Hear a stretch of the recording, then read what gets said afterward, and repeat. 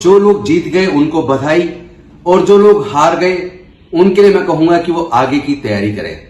लेकिन आज केवल एक पार्टी चुनाव नहीं हारी है, बल्कि आज एक पार्टी जिसने नई तरह की राजनीति करने की बात की थी, जिन्होंने देश के लोगों को न जाने कितने प्रकार के सपने दिखाए थे, भ्रष्टाचार को खत्म करने के, लोकपाल को लाने के, वो पार्टी सपने दिखाकर सपने तोड़ने वाली बन गई और उनका अहंकार भी खत्म हुआ। चूंकि जब कोई पार्टी, उसका नेता जनता से कट जाता है, अपने कार्यकर्ताओं से कट जाता है और एक तानाशाह बन जाता है, तो निश्चित तौर पर उसका अंत एक न एक दिन जरूर होता है।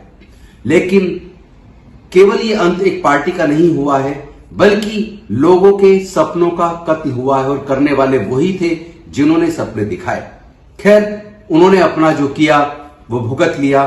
आज मैं आपको बताना चाहता हूं कि एक तरफ आपदा गई, लेकिन दूसरी तरफ विपदा आ गई। विपदा क्यों आ गई?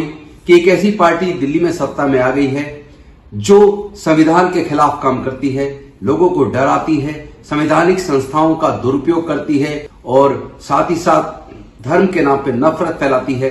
तो ऐसी पार्टी जो आज यमुना को साफ करने की बात कर रही है, वो पहले यूपी में भी उन्होंने गंगा साफ करने की बात की थी, उसको नहीं कर पाई। रही बात वायदों की, तो चलिए आगे देखते हैं वो कितना वायदा पूरा करते हैं। दिल्ली के लोगों ने अपना फैसला सुना दिया है। लेकिन आज मैं कांग्रेस के साथियों को भी एक बात कहना चाहता हूं, आज चुनाव पहले जैसा नहीं रहा है। नेताओं को एसी रूम से निकलकर जनता के बीच लगातार जाना होगा, 5 साल जाना होगा।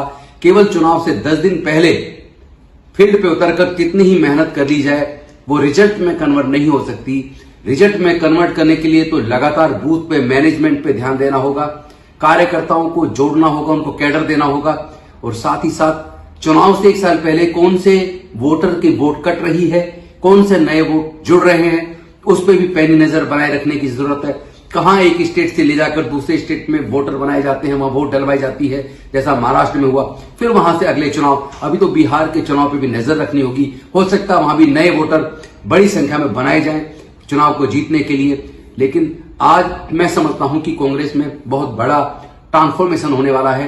कांग्रेस के नेतृत्व यह समझ चुका है कि जमीन पे उतरे बिना और कैडर का निर्माण किए बिना, कार्यकर्ताओं के बीच कनेक्शन बनाने के बिना और नेताओं को एसी रूम से बाहर निकलकर जनता के बीच जाकर उनके साथ लगातार तालमेल बिठाकर उनके साथ बातचीत करके अपने नीतियों को उनके घर घर तक पहुंचाने का काम करने के बिना कोई पार्टी सत्ता में नहीं आ सकती। मुझे लगता है कि कांग्रेस में बहुत बड़ा ट्रांसफॉर्मेशन होगा और आने वाले समय में भारतीय जनता पार्टी को कांग्रेस मात देगी।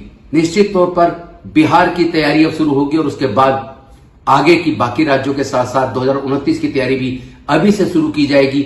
मैं समझता हूं कि संविधान की रक्षा के साथ साथ सामाजिक न्याय की लड़ाई और तेज होने वाली है। वो पार्टियां जो केवल आपको वोट बैंक समझती हैं, एससी, एसटी, ओबीसी और माइनॉरिटीज को, उनको भी ये सबक मिल गया होगा कि आज भारत में लोग वोट बैंक बनने को तैयार नहीं है। आपको उनको सम्मान भी देना होगा, आपको उनको पॉलिटिकल रिप्रेजेंटेशन के साथ साथ शेयर इन पावर भी देना होगा, वरना ज्यादा दिन आप नहीं टिकेंगे।